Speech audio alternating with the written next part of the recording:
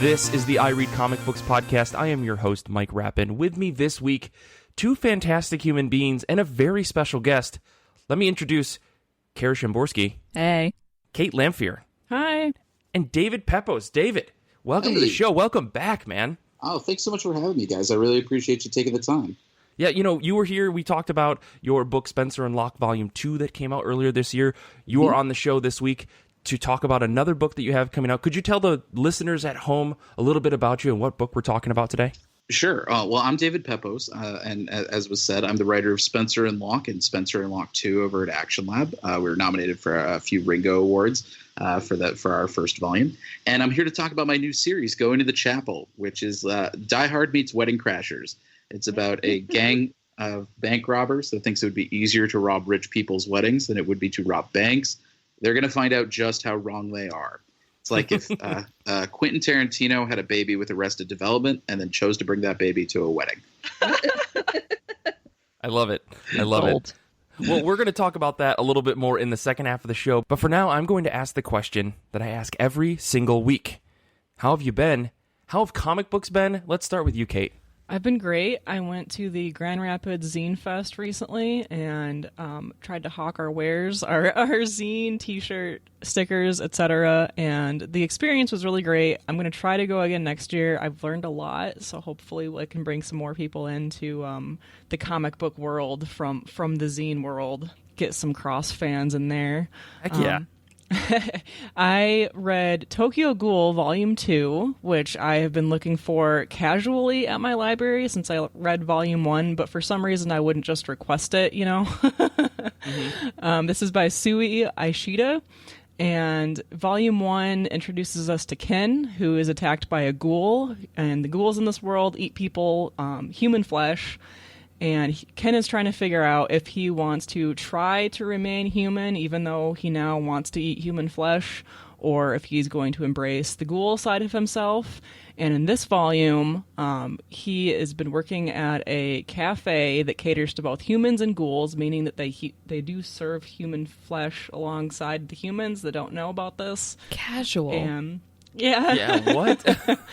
And one of his eyes goes red when he's really angry, which is a ghoul thing. So he wears an eye patch, and part of trying to decide if he wants to live as a ghoul is getting a mask made. And you wear these masks if you think that you're going to have to fight off people who kill ghouls, which are called investigators. So I've been thinking that his commissioned mask is going to be like a Phantom at the Opera, like classy, nice-looking thing. No, last page of the comic, he gets this mask, and it's like a BDSM, like leather, like zip across the mouth. Oh. So just like the Jim Carrey movie.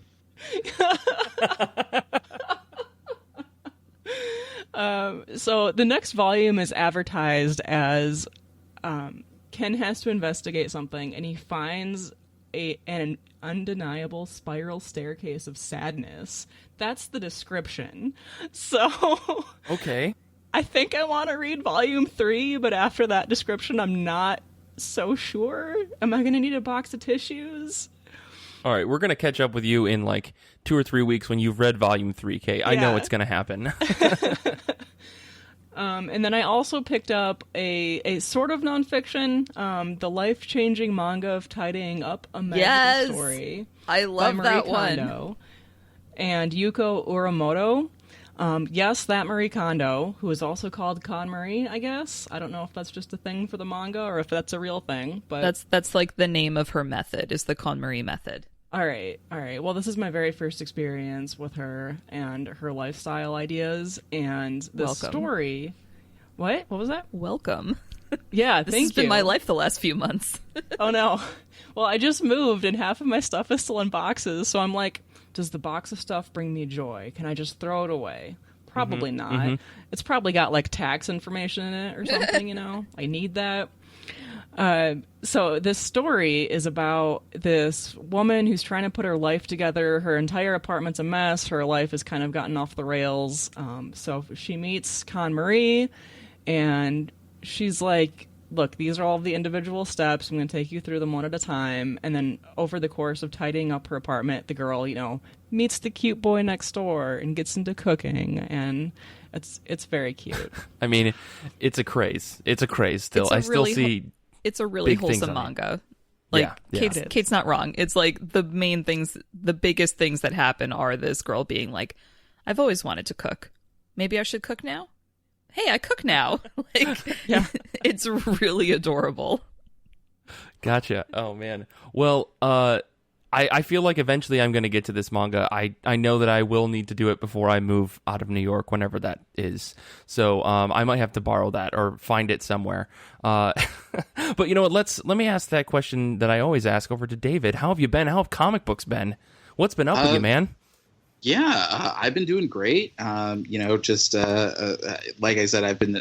We're at the finish line for promoting Going to the Chapel because issue 1 drops on Wednesday, September 4th, and comics have been great. I feel like most people in comics, I've been reading House of X and Powers of X, and Jonathan Hickman is killing it. I'm very excited to kind of see where this story is headed. I think there's a big twist coming, and my speculation is that we are witnessing Moira McTaggart's 10th life, and so the upcoming X-Men relaunch is going to be the 11th life. That's my speculation. Okay. That is based on nothing other than my own guessing. But the line in House of X or number 2, where Moira McTaggart is talking about, or where Destiny tells Moira McTaggart, "You have 10 lives, maybe an 11th if you make the right choice at the end." And oh boy, so spoilers for a lot of this X-Men stuff. Spoilers, sorry. So I think that's what we're. I think that's what we're headed for. I've been reading Donny Cates and Ryan Stegman's work in Absolute Carnage. I'm loving it. I love kind of the mix of action and horror that they're doing in this series. Really, I love Donny Cates, but Stegman teaming up with inker J.P. Mayer, some of the best work of his career, I think. They're really just kind of killing it, and I definitely am taking notes for my own writing. And then, I mentioned this in my newsletter last week, but I've been catching up on Chris Sabella's work on Crowded and Test, and he's the writer that makes me most jealous because he's so smart. And he has all these ideas that he's able to just kind of throw out there like confetti because he's just so smart and he's an idea machine. And so, those are all terrific books. I believe the latest issue of Test actually came out this week. If you're not reading Chris's work on Crowded and Test, you really should. Yeah, we had Chris on, I think, right after he was announced as an Eisner nom for Crowded, and he was telling us about Test. It was right before that book came out, and I wasn't planning on picking it up, but just the conversation and the way he couldn't properly describe the book to us made me go, okay, I have to try this, because I've read a lot of Chris's work before, and I know the dude can deliver, and if he can't properly, not that he couldn't describe it, but what he said about it piqued my interest beyond a normal comic book. I was like, okay, I got to see what the fuck this is about. And I have not been disappointed. No, it's super terrific. It's kind of like I see it as the stepchild of Transmetropolitan. And it's a lot of fun cyberpunk stuff going on, and it's a counterintuitive book, but I think once you realize that Chris is not playing into that same sort of guns drawn kind of storytelling for Test, and he's really getting into the science and sort of the humanity of it, you're like, this is a really interesting, fun book. So I dig it a lot, and I'm always jealous of how smart the man is. For sure. Well, Kara, what about you? What have you been up to? How have you been? How have comic books been?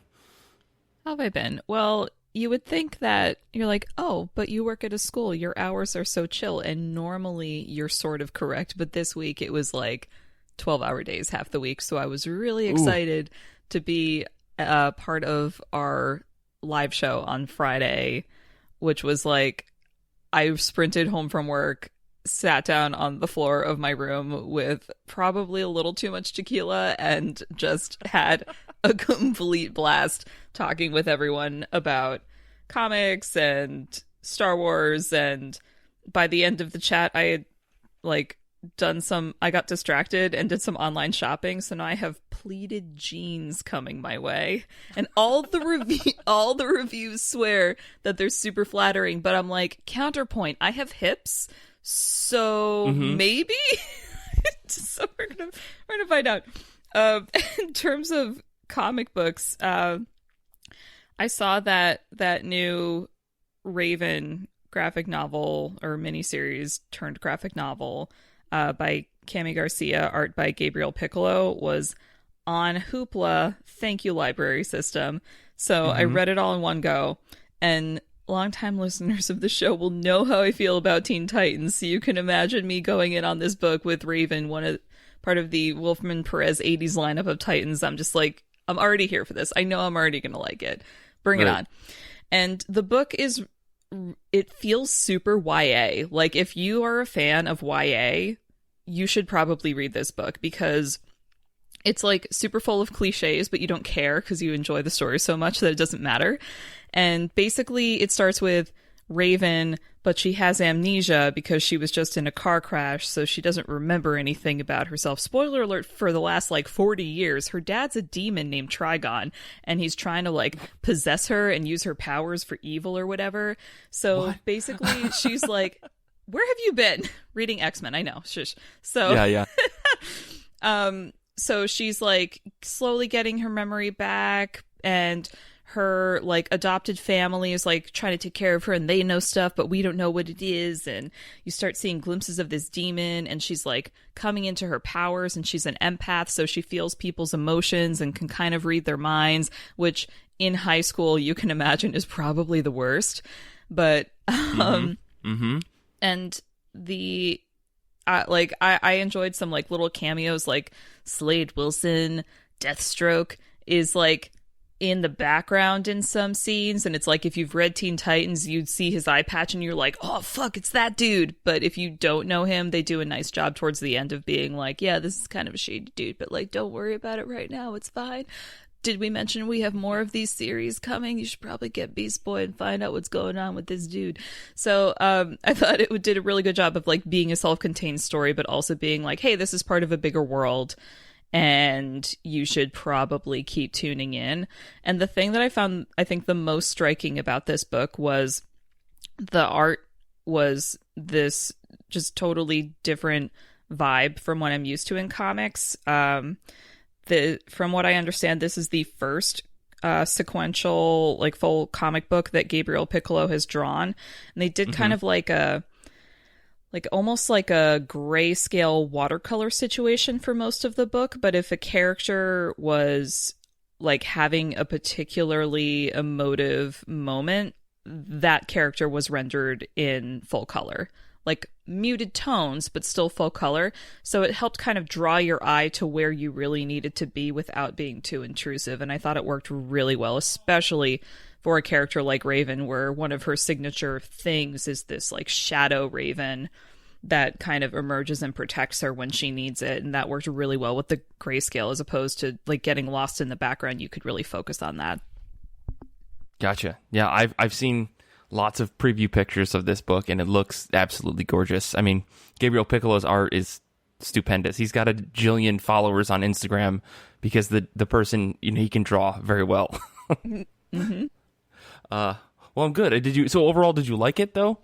Did you get some good vibes? Yeah, overall I liked it. I did feel and this may just be this is a new to comics creator situation, but some of the pacing was distracting because I kept feeling I was missing pages, or maybe a couple pages were out of order. So I don't know if that's just intentional with the way they did it, or if maybe the digital version on Hoopla is slightly out of order. But there were a few pages where I had to go back and be wait, what? How did we get here? What's happening? So overall, positive vibes, but I'm definitely interested to see their next collection, which is going to be Beast Boy, coming out in the summer. and see if they've like got more of a rhythm as a creative team. But cool. yeah, I'm totally. This is like the whole like French comic thing where they put out one a year. Like I'm completely willing to wait for a high quality book that doesn't stress out the creators. Yeah. Well, for me this week, I read a bunch of stuff. Really quick, I do want to mention I read Fence Volume 3 for the second time because I wanted to catch myself up, and boy, oh boy, I love that book. But I also read Batman number 76 and 77, and all I want to say about this is Tom King is great. Tony S. Daniel and Michael Janon's art, I have some thoughts about it, but I'm not going to get too deep into it. All I care about in this series right now is seeing Damian Wayne being the baddest boy who gets on his not actually grandpa's nerves, because that's kind of what's happening in the book. There's a Batman from another universe who's also Bruce Wayne's dad in that universe, and there's a whole backstory to it. But Damian Wayne shows up, and he's just like, "You're not my real grandpa. Don't talk to me." And he's like, "I am your grandpa." And then they get in a fight, and that's all I want for like another 55 or 60 pages is just them yelling at each other, because Damian Wayne is captured so well by Tom King, and I just love snarky teenagers sometimes. Not all the time, but just sometimes. But the book that I actually want to talk about is Fairlady. I read numbers 2 and 3. This is Brian Schrimmer, Marissa Louise, and Claudia Balboni. Those two on art. I didn't think that I needed like a fantasy police procedural in comic book form, but you know what? I needed it. I found out that I actually love it. You can count me in with a resounding chung chung Law and Order style. I'm a few issues behind on this. I think the 5th issue either just came out or is about to come out, but I just had time to read 2 issues and I sat down and read them. I didn't think that after you're reading issue 1, I would be super hooked, but I wanted to give this book a chance because I felt like there was a much bigger world beyond what was just shown in issue 1. And as you read through issues 2 and 3, while you only get these like very tiny slices of the world of Fairlady, of the quote-unquote the Feld, where a lot of these stories take place. It's very clear that there is a larger story where after a war, some kind of war happened, people became police officers after they fought in the war. Why did they do that? Why are some people considered like fair men or fair ladies? Why is Jenner, our main character, the only fair lady? There's kind of this like punch at the patriarchy kind of thing that's happening in this book. I really enjoy that Jenner, she only takes weird fringe cases in the world of the Feld, where, or at least this city called the Feld, where she only investigates cases that other like police officers won't investigate because they're too far-fetched or they seem like they're made up, and she always ends up solving them.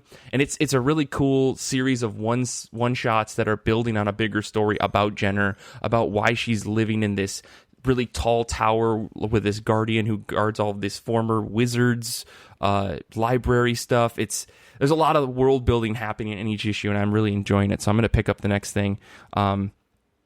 Yeah, I'd recommend it for anyone who likes a good crime book that takes place not in like a real world setting. I don't know if you liked what is it, Gotham. Oh, what's the story by Brian K. Vaughan that he did, where it was about like Renee Montoya just solving mysteries and crimes in Gotham? I feel like you might like this book as well. Yeah, Gotham Central. Thank you. Oh, that book was so good. Yeah, and I mean, I don't want to like disparage this book by saying like it's at that level or whatever, because we're only a couple of issues in. But yeah, it's been really fun. Like I think the first 3 issues really hooked me. I'm gonna grab the rest and see how the trade itself fills out, because I think 1 through 5 is gonna be the first volume. So yeah. I'm also reeling, I should say, from the live chat that we had on Friday. Like, I drink a lot of baseball whiskey. And, you know, I'm not going to explain what the baseball whiskey is because you kind of had to be there. But boy, oh boy, we had a blast.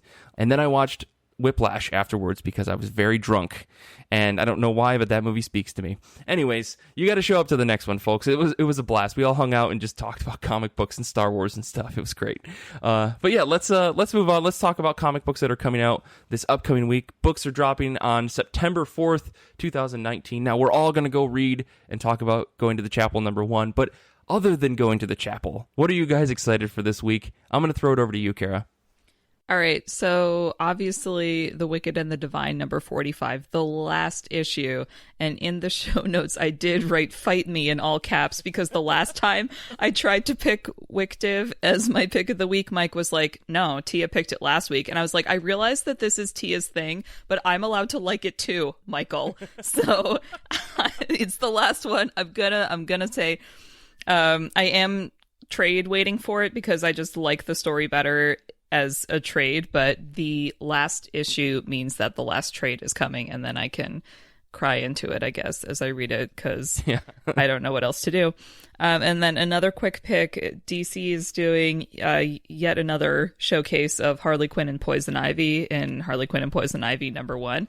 And I have so many problems with Harley Quinn as a character that I won't get into here. That said, I genuinely enjoy her friendship / maybe something more with Poison Ivy. Mm-hmm. And with Margot Robbie producing the new Harley Quinn and the Birds of Prey movie, I'm thinking, oh, are we reclaiming her as maybe a feminist queer character? Because I could be into that, but we'll have to see. So I'm tentatively excited about a new miniseries with her and Poison Ivy. Cool. David, what about you? What are you excited for this upcoming week? Besides my book, there's a lot of great stuff out. I think everybody's kind of coming out swinging this week. You've got Doomsday Clock, you've got a new DC spinoff, you've got I believe it's House of X or Powers of X, of course, which I'm very excited about. Mm-hmm. I want to give some shout outs to my buddies, Philip Sevi. He's got his new book Triage out. I've read it. It's amazing. There's a twist at the end that I'm not going to spoil, but it really makes the whole book. My buddy Elliot Rahal has his book Midnight Vista out from Aftershock, and that kind of really deals with some personal real life stories that he's dealt with his stepfather.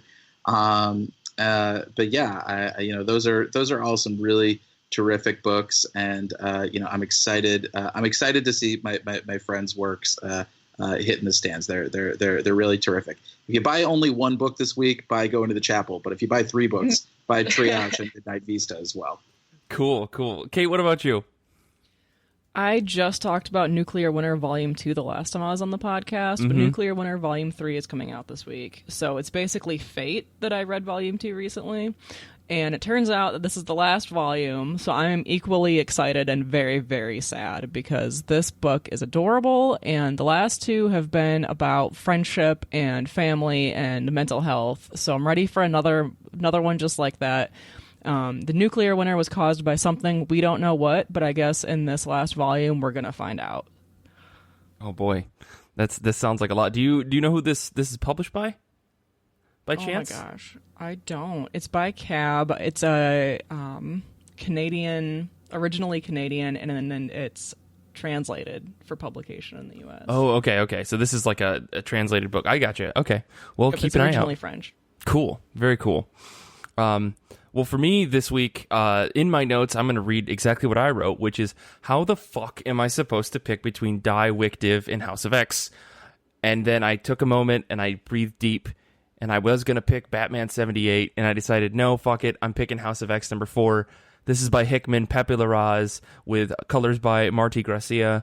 I don't know what to say about this book without spoiling everything, but the end of issue 3 was a massive classic comic book cliffhanger, and I'm really excited to see how Jonathan Hickman just pulls back from that, if he does at all. I think David kind of mentioned talking about this earlier, that there's a lot going on and there's a lot of different lives and different realities, and Jonathan Hickman's wonderful graphic design of webs and circles and echoes of things in his pages has basically implied that a lot of things are possible. And so I really don't know what else to say other than, where do we go from here? Is this the beginning of like the end? Have we crescendoed in the book, or are we still building towards something? I don't really know. So I'm very excited. This series is killer. I love this House of X Powers of 10 thing. It's killing me. This has been your X-Men Minute. Thank you so much. Okay, well, we're going to take a quick break, and when we come back, we're going to talk to David all about his fantastic new book that's coming out, Going to the Chapel #1 from Action Lab Comics. We'll be back in just a moment.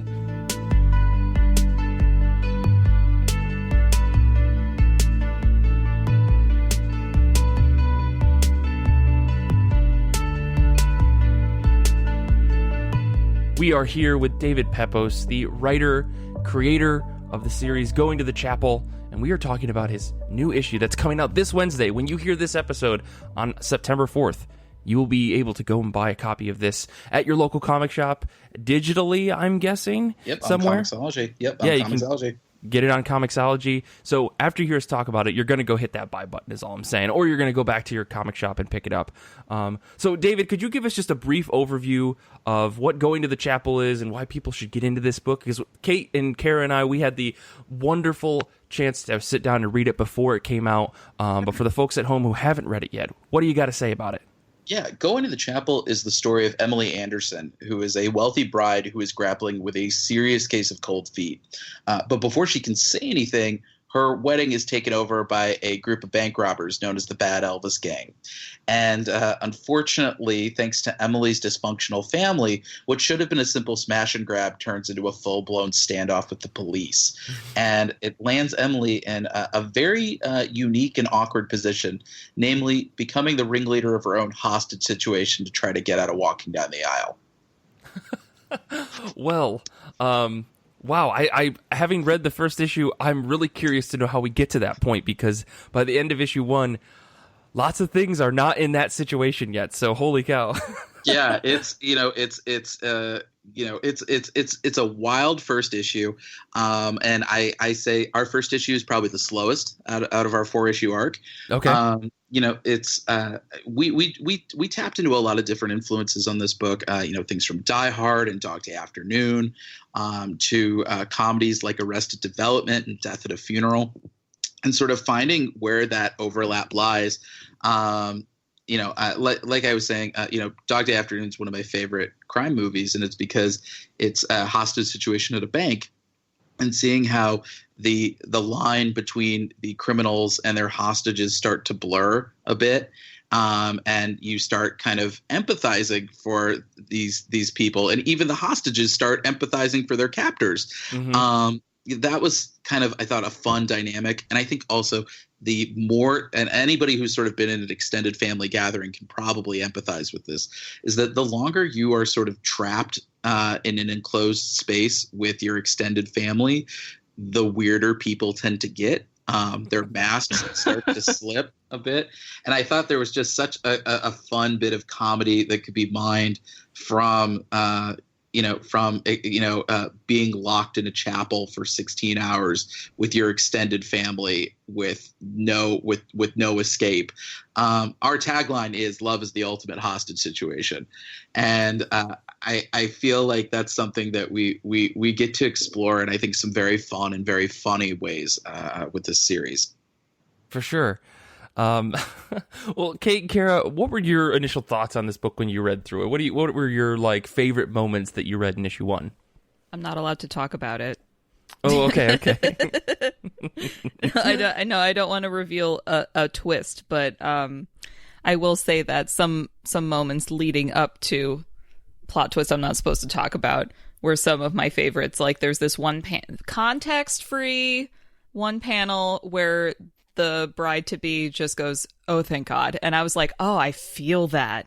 Yeah. Oh, thank you. Oh, I feel that. Oh my God. So it was really, I think, effective in there were so many characters introduced in this issue. Like David said, this is the extended family. So in one issue, you're meeting so many people right away, but I felt like right away I knew who everyone was. Superficially, probably. They get more into it in further issues, I'm sure. But right away, I had an idea of kind of where I was oriented in terms of who I was rooting for and who I already liked and who I was already ambivalent about. And I really liked that. Thank you so much. That was part of the reason I wanted it.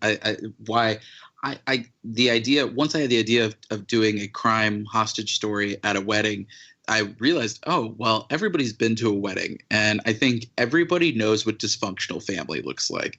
And the cool thing about weddings is, it's very hierarchical. I mean, there's the maid of honor, there's the best man, there's the father of the bride, there's, and the flower girl. And so being able to sort of kind of hit those marks and then take our own little, bizarre twists on all these characters, I used to take classes at Upright Citizens Brigade and for sketch writing and improv, and the thing that they always told me that really stood out was it's easier to remember than invent. And I feel like being able to sort of, everybody's got an idea of what these types of characters and what these roles are supposed to look like, so you can kind of lean into it and then take like the kind of the most neurotic twist on it.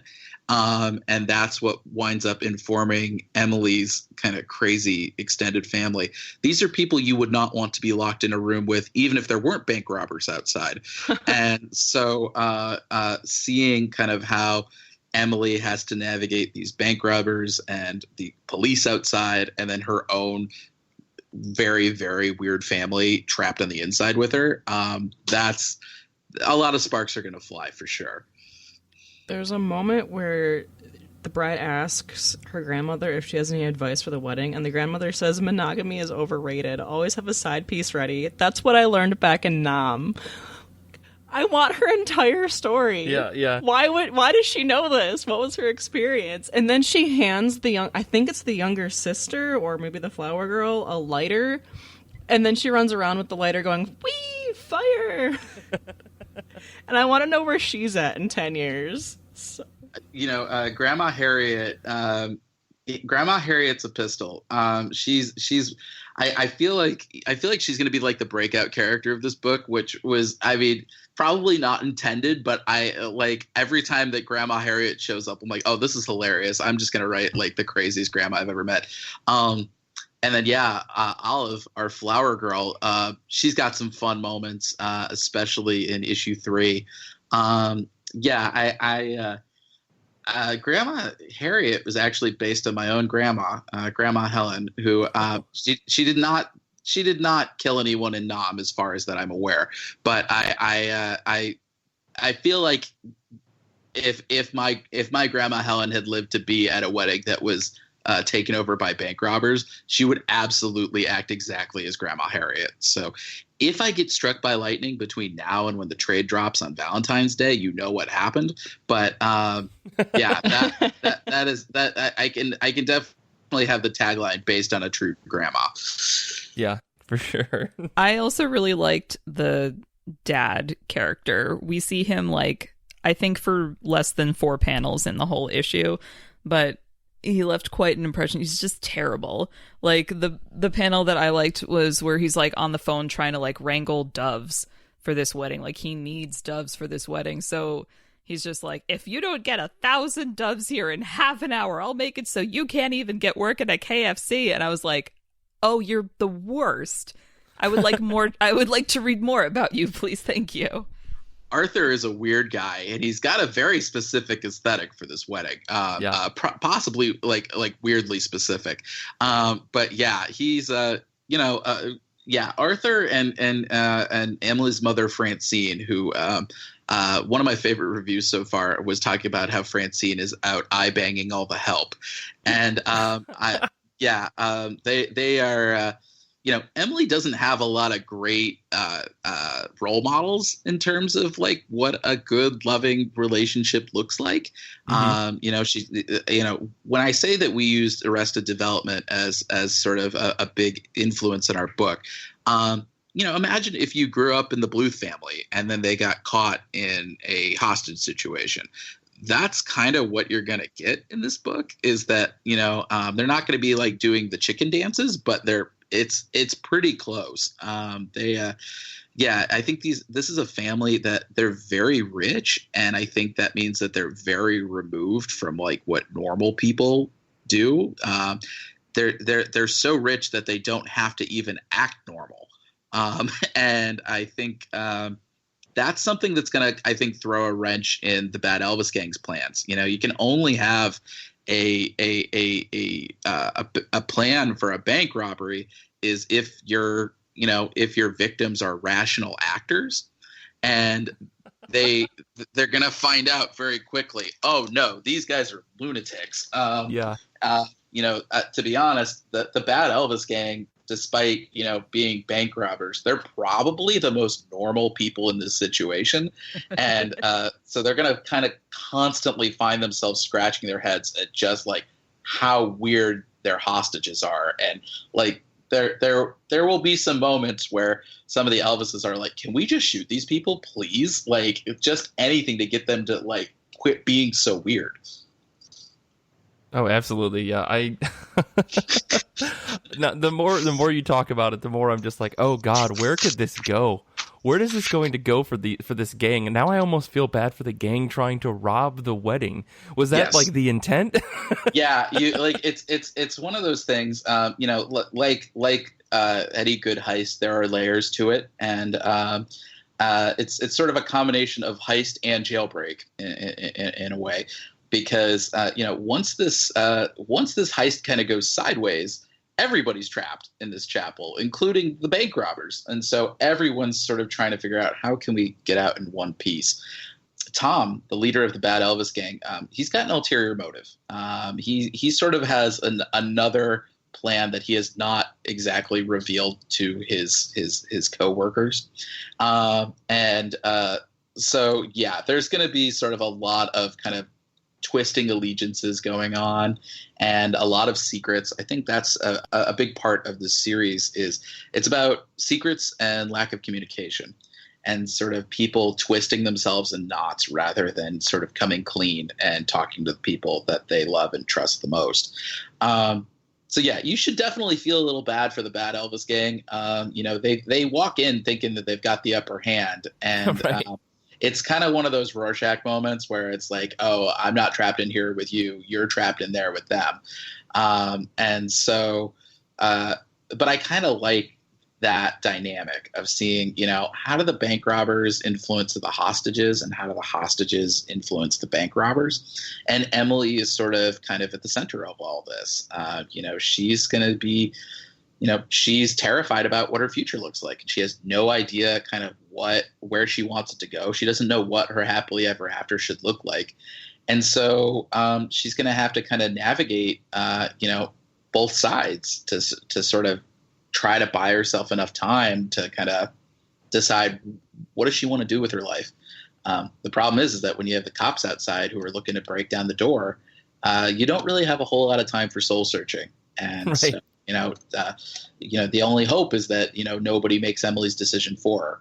Yeah, and I guess we find out more of how that plays out in the coming issues. Yeah. Speaking of that, is this it seems like there's a very time-sensitive side to this. Yes. How long of a series should people be looking forward to if they're going to grab onto this book? This is a 4-issue miniseries, just like Okay. Spencer and Locke and Spencer and Locke 2. My philosophy is I don't want to keep readers on the hook any longer than they have to be. Also for my own sanity and my wallet, to make sure that I don't go crazy trying to extend the story further than it needs to be. Right. But that said, I do always write stories with at least an idea for sequels in mind. And as bizarre as it would be, I do have sequel ideas for Going to the Chapel. If Father of the Bride can pull off a part 2, so can we. And because so much of this book is about it's not so much fear of commitment, but it's fear of change and it's fear of growth. And I think it's very a universal thing that I think it's sometimes very easy to self-sabotage when you're on the cusp of sort of a big life-changing moment. And, I think weddings and marriage, of course, that's one of the sort of the most important decisions you can make of your life, but it's not the only sort of world-shaking moment in your life. And so, there are definitely other milestones that would be kind of fun to explore. And I think seeing, the Bad Elvis gang, they're a fun group of bad guys. I mean, honestly, it's true. The bad guys really do have more fun. And so I'd love to tell another story with them. And, if the demand's there, never say never. Very cool. This has me a bit worried now since I'm getting married in 2 weeks. You think that heists like this usually happen at a lot of weddings, or not a ton? Although it's funny. I read a news story recently where apparently a wedding was robbed for all of their registry gifts. So keep a lock on those registry gifts, and I think you'll be okay. Okay, good. Oh goodness! So putting a book together is a whole complicated thing. I know you've worked with Action Lab in the past, and it seems like you guys have a pretty good working relationship. Where did you find Gavin, Elizabeth, and Arianna to put this book together? The other creators on this book. Sure. So the artist on our book, Gavin Query, he was the first member of the team I found. It goes to show just how long the development process can be for comics. Is that I reached out to him about a little over 2 years ago about this project, and I had written the treatment in the first issue after the first arc of Spencer and Locke, and Gavin had just finished his a one-shot on Comixology called The Night Driver. And I was really impressed with the way that he was able to so quickly shift gears between sort of this very stylish kind of violent action and then sort of shifting immediately to these very funny, expressive moments of like a guy flossing his teeth and looking like an idiot doing it. And so I thought like, he'd be a really strong pick for this book. And so, he was working on the Death Defying with Chris Sabella. They were doing, a Kickstarter on that. And so I reached out to him and I just said, hey, here's our first script and here's sort of where I've got this idea in mind. And Gavin really, took to it nicely. Not only, did he play such a big role in kind of the character design, he and I talked a lot about fashion and sort of what each of the characters look like. And, if these were played by an actor on, in Hollywood, who's the voice that I was thinking of when I wrote it. And, even going down to like their personalities and how does all that work? So Gavin actually wound up constructing a full chapel for this series. He and I went through every sort of scene and every kind of action beat and choreographed it almost like a football play. So he built a chapel, a three-dimensional, fully rendered, fully manipulated chapel in SketchUp. So every scene you see in this book, that's based on the blueprint that we designed in issue 1. So holy smokes. Gavin is like a speed demon. It's I'm used to, my artist and co-creator of Spencer and Locke, Jorge Santiago Jr., he works entirely traditionally. And so, he's got to pace himself, so he doesn't blow out his wrist. Gavin does a combination of, he does pencils digitally and inks traditionally. And he's got a very streamlined style. It's kind of like in that Jamie McKelvey, Doc Shanner kind of school. Mm-hmm. And so he draws fast. And that really lit a fire under me. I'm not the fastest writer in the world. So I was glad that I had the treatment so locked down because it was just, it meant that I could kind of focus just on the characters and being able to sort of cram in as much characterization as I could in a panel or two. So Arianna was the next member of the team that I brought on. I had spoken with Colin Bell, my letter on Spencer and Locke, and based on the production timetable, I realized I was like, okay, I've got to have Colin focused on Spencer and Locke too, since we were in the process of getting that book made, and so I thought at the time, because Gavin and I have looked in the mirror, we're both men, and this is a book, a female-led book, sort of talking about a bride and sort of her fears of commitment. I thought, it would be important to bring women onto the team, and so I had really liked Arianna's work on Nancy Drew. I loved kind of the way that she made that book. She really made all the one-liners sing in that book. And so Arianna felt like really the only natural choice for this book.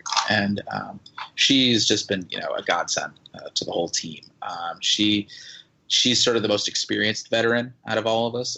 And so she's sort of the one who's able to say, hey, David, like, just in terms of like actual print specs, you should do X, Y, and Z. And so, and the fact that she makes all my one-liners bounce, that's a huge help. Mm-hmm. Liz Cramer is our secret weapon. She's our colorist for the book. She was the final member of the team that we brought on board, and I can't say enough good things about Liz. She's going to be the next Laura Martin. She is fantastic. We had gone through a number of colorists on Chapel, but either due, to scheduling or just due to, the styles meshing, we hadn't found sort of the colorist that I thought was the home run yet. And, Jason Smith really proved this to me in Spencer and Locke, which is finding the right colorist is so important on a book. It really makes or breaks the book, because a good colorist can elevate any art, but a bad colorist, or I should even say the wrong colorist, can tank even the strongest art. Right. And Liz, I think, she's sort of that rare gem where she just knocked it out of the park. This is her direct market debut. She as well as Gavin, and I'm waiting for her to start racking up award nominations for this book. She adds such a lovely sense of texture to the book. That I think you don't really see in the direct market very much. It's sort of the more you look at it, the more you can see. It's almost sort of a granular kind of texture to it. And she's also very literate in terms of her influences. She and I talked a lot about Matt Wilson's work in Black Widow. We talked Patricia Martine's work in Secret Weapons over at Valiant, particularly the way that Patricia she uses accent colors a lot, and so she'll have very unorthodox palettes based on that. And taking those two cues, Liz really made the palette her own. This is a book, and I think it's fitting.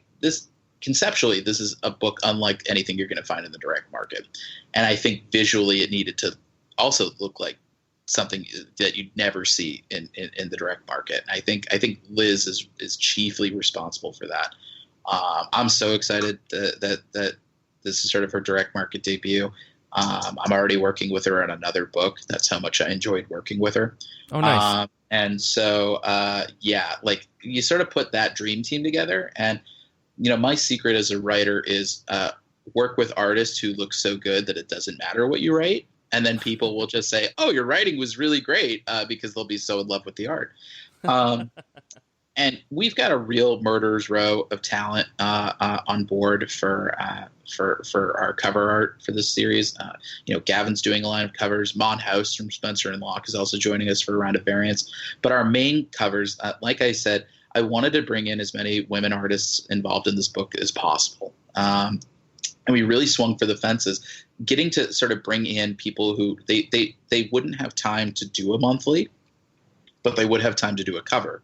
And so, you'll see, for issue 1 that comes out on Wednesday, Lisa Sturl from Long Lost and Submerged. She did our main cover and really kind of knocked it out of the park. I think it so sums up what our series is about. Sweeney Boo from Marvel Action, Captain Marvel, is doing our issue 2 cover. And I love it. A Bride in Combat Boots. Who would not want to see that? Issue 3, Emily Pearson from The Wilds is doing our cover. Nice. And you know what? Because you name dropped Fence, I'll reveal this exclusively here. Oh, snap. Joanna the Mad from Fence is doing our 4th and final cover. Whoa. And it's poster worthy. It's a little while before we can share it, but it is it ends the series in a home run. And we've got some really terrific artists doing convention variants for us. MJ Erickson from the Thrilling Adventure Hour did our San Diego Comic-Con variant. It was a stained glass window cover that is just beautiful. You really can't get it anywhere else anymore. Liz Cramer is doing our Rose City Comic-Con cover. She's doing a wraparound cover. It's beautiful. And then Hannah Templar from Glow is hard at work on our New York Comic-Con cover right now. Holy smokes. So this is a killer. We've and the great thing about approaching these artists who are all just so talented, so terrific, is it meant a lot saying, this is what the book is about. Here's the book. And 201, everybody saying, I love this book. For me, it kind of feels like, I feel like we sort of hit that bullseye that we were shooting for this series. And I feel like there is a section of the demographic that is not being catered to in the direct market. And that was part of the reason why I wanted to sort of go off the beaten path a little bit and try a genre like romantic comedies, which is a genre that the direct market is basically allergic to. I feel like I look at comics as almost in an existential way. What's it going to take to make our environment sustainable for future generations? Right. How do I keep my kids reading comics? How do I keep myself employed in comics for the rest of my life? And I think the only way you can do that is to build a wider consensus of readers. You want to bring people into the table. You want to say, hey, don't get me wrong, I love superhero books, but not everybody does. And so I want to sort of have a wide collection of stories that are accessible and that can cater to people who are maybe not looking sort of for the capes and tights power fantasies. People who don't maybe even read comics. Anybody who says, I've had people tell me Spencer and Locke was my first comic and I loved it. And that's sort of all you need is one favorite comic to get you hooked for life. Right. And so I feel like that's the reason why, we're kind of taking this rom-com from hell approach is I wanted to write a rom-com that I thought everybody could enjoy. And hopefully this is it. Well, yeah, I mean, I think, for this issue, you hooked me, that's for sure. I mean, the twist that we shall not speak about definitely added another layer of interest for me on this book, on top of the already intriguing idea of, a wedding gone wrong with, robbers in masks. I mean, I'm a sucker for that kind of stuff. I'll watch Point Blank whenever I can, if I have the time to do so. So I really dig on it. But Kara and Kate, I realize I maybe have been dominating the conversation. Did you guys have any questions for David you want to throw at him? I must know, where did the Elvis concept come from? Because I love it. Well, so I'm a huge fan of Point Break, and I wanted my bank robbers to have a gimmick, and I thought to myself, what's an icon that you could use in a wedding situation? And it made me think of Las Vegas and sort of the quickie weddings. And I thought of all the Elvis impersonators, the Chapel of Love. And I thought the Elvis is it just perfectly sums up kind of the tone and the vibe we're going for this series. We're looking for something a little stylish, a little irreverent, a little badass. And Elvis, based on sort of all the incarnations of Elvis that we've seen, he encapsulates all of that, and so, we have young Elvis, we have fat Elvis, we've got African-American Elvis, we've got zombie Elvis. And so that sort of bad Elvis gang, seeing those different characters, it also when you're juggling so many characters, you have to have shorthand. And so I thought that was kind of a really effective way to kind of show off what these characters' personalities would look like. You gotta have a certain flair for the dramatic if you're gonna rob a bank wearing a bright red suit and an Elvis mask. Mm-hmm. And I feel like that's kind of the vibe we were shooting for with the Elvises. I want to know if we will ever get Grandma's Nom story. Yeah, we're not going to get. We're not going to go to the jungles of Kisan with Grandma, but I let's just say Grandma has lots of opinions and lots of things to talk about, and suffice to say, we have a trailer out that certainly has a little bit of a spoiler to it. We'll get to see Grandma put some of her nom training to use. Yes, I'm so ready. So, if you're a fan of Grandma Harriet, issue 3, you're gonna. Grandma Harriet's probably my favorite member of Emily's extended family. I'm sure it shows, and keep your eyes on the grandma. She's don't underestimate Grandma Harriet.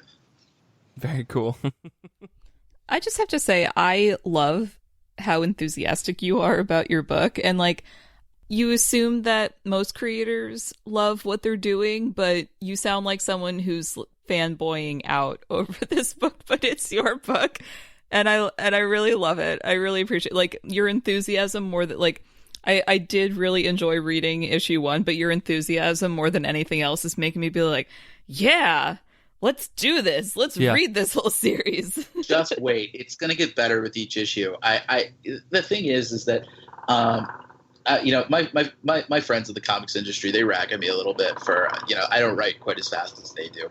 And my thought is, I don't measure twice and cut once. I measure like 10 times and cut once. I sort of work through all of my self-doubt and neuroses before I even start writing. And so if a concept has sort of made the cut, I come up with ideas every single day. The thing is that a significant portion of those ideas, the next day, I'm like, that was a stupid idea. I'm not doing this. And it's the ideas that have like a human core to it that sort of I keep thinking about them like weeks later. Those are the ones that really kind of like I get really excited about those. I feel like if I'm not excited about the book, I can't expect readers to be. And I do a lot of hand selling at conventions. I've done 15. I think by the end of this year I'll have done 15 shows, and I talk to a lot of people, and so I think people say, "Oh, you'd be a great salesperson." I'm like, "Oh no, I'd be a terrible salesperson because I can only sell stuff I believe in," and I believe in these books, and I think it helps working with such talented creative teams. Gavin, Liz, Arianna, Chapel, and Jorge, Jason, and Colin on Spencer and Locke. For me, people have asked, why don't you write novels? And I think, well, I don't get artwork back on novels. Like writing comics, you get artwork back, and it's the best bit of like positive reinforcement you could possibly get. Mm-hmm. The moment I start seeing art come in, I get real fired up because my art teams add so much to the mix. They really kind of they take my scripts and they really just bring them to life in such a fun and unique way that I don't have the discipline to write a novel because nobody would give me art as a reward. I respond very well to dessert, and so art is kind of my dessert, and so.